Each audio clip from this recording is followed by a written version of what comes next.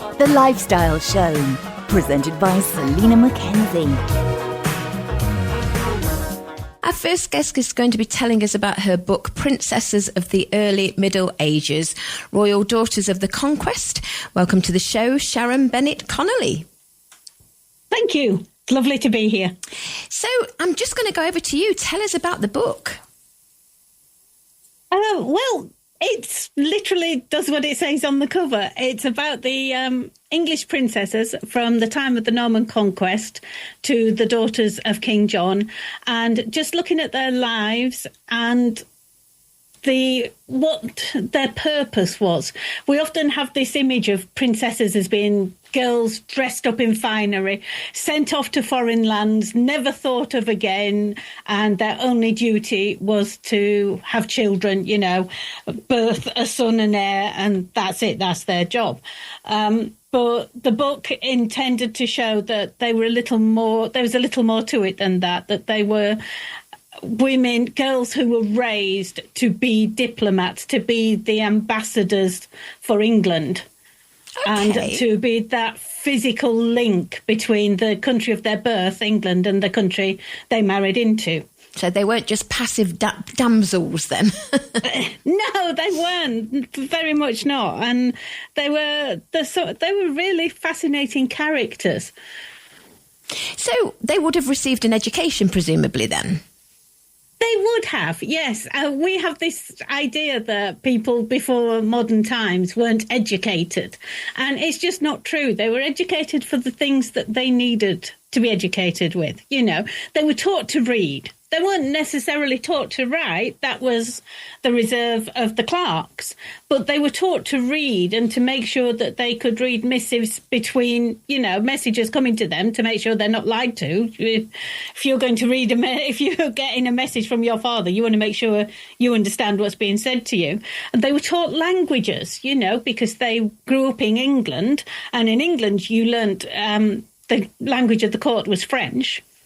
But a lot of their servants were English, so they would have been bilingual from early on. And then, of course, when they go to Germany or Sicily or Spain, France, they have to learn the language that they're going to be communicating in every day in the court that they're going to be ruling. And you say about political. Were they political pawns then? I mean, was marriage hugely important as far as that's concerned? Yeah, well, there's that meme online, isn't there? My girlfriend asked me to treat her more like a princess, so I married her off to a stranger to cement a treaty with Poland. Yeah. Technically, it's true. They were married as part of peace treaties, but it wasn't then we'll fall out next year and my daughter's now married to my enemy. That very rarely happened.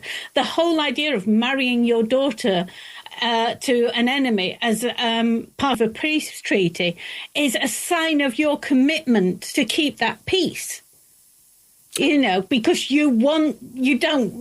these people, they loved their daughters. They didn't want their daughters to be unhappy or to have to go to war with their daughters. So the idea was you're marrying them to somebody who you want to be at peace with. Mm. And talking of wars, were they warrior princesses? I mean, it was, Viking times? The book starts in 1066. So two of the princesses... Exactly. Although it starts in January 1066, so the first two princesses are actually the daughters of King Harold. There weren't so much as warrior princesses, there was this daughter of Henry I she wasn't technically a princess because she was illegitimate, Juliana Fontevraud. And she did know how to fire a crossbow. Unfortunately, she fired it at her dad, King Henry I.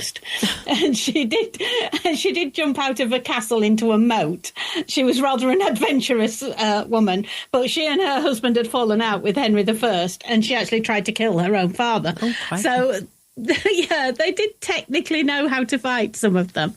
And they were put in positions Joanna, the daughter of Henry II, was married to William of Sicily.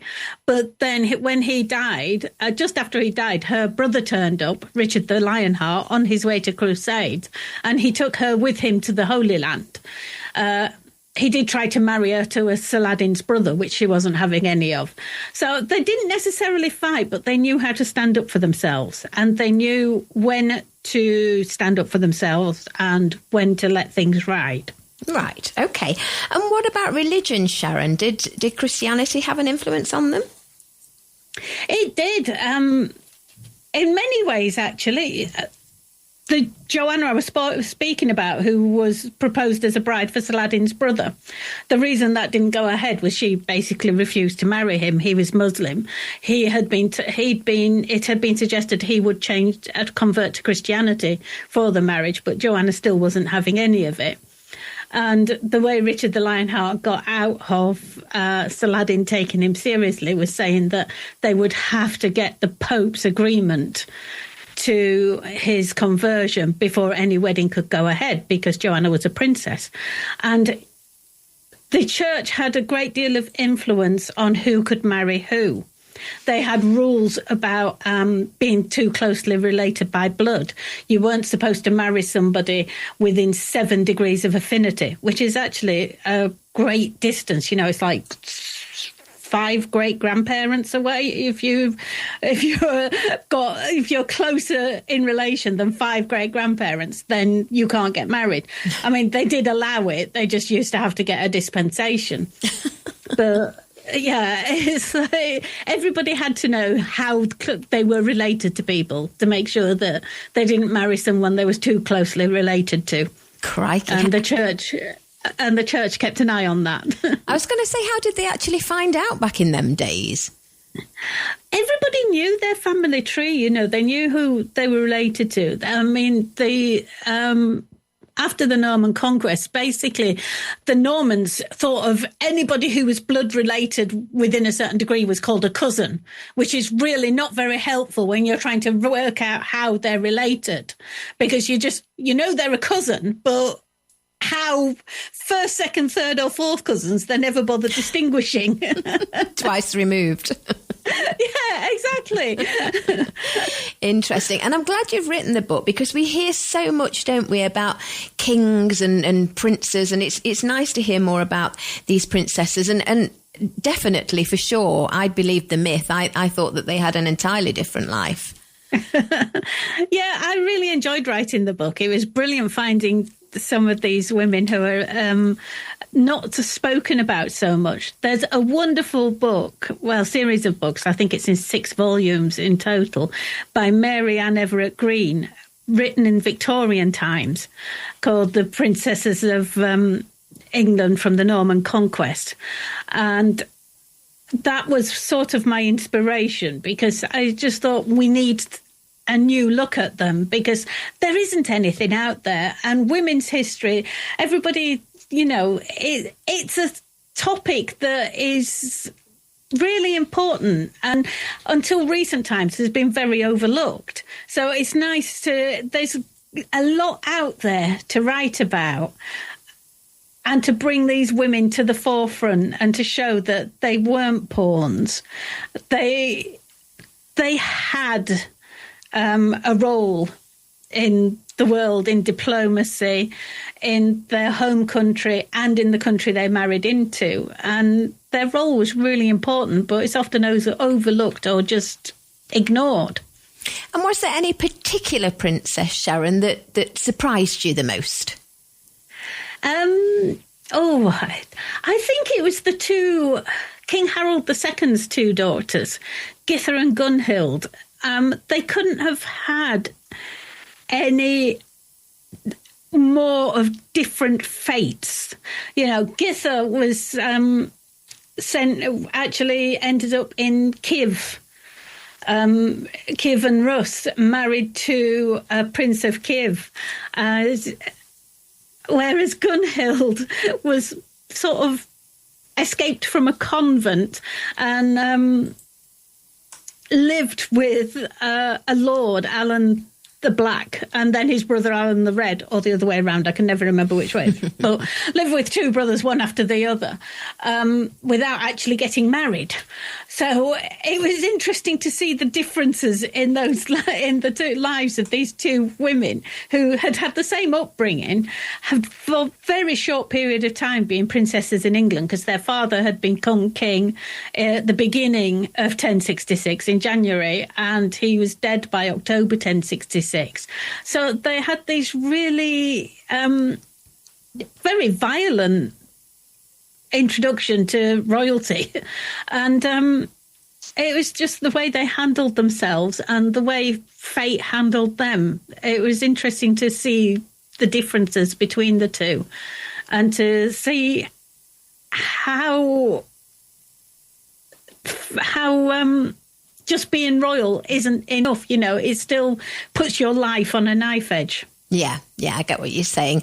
Well, looking at your other books, you've had many, including Silk and the Sword and Heroines of the Tudor World. I'm assuming then that you're a historian, Sharon. I am, yes. And any plans for the next one?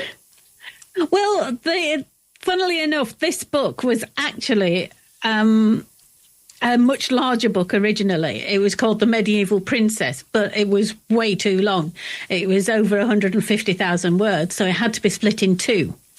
So this one is Princesses of the Early Middle Ages. In August, number 2 is coming out, which is Princesses of the Later Middle Ages, Royal Daughters of the Plantagenets. So that's what's next. And then after that, I'm writing a topic that I'm really enjoying, which is medieval rebel women. Oh, wow. There must be so many. You must be thinking to the future and thinking, I can write about her, I can write about her. There's too many. I was thinking, it'll take forever. I was thinking, I won't be able to find enough. And it's like, oh, now who am I going to keep out? I'm not keeping anybody out. So that's going to be a long one as well. Oh, very exciting. Well, for our listeners, this book is called Princesses of the Early Middle Ages, Royal Daughters of the Conquest.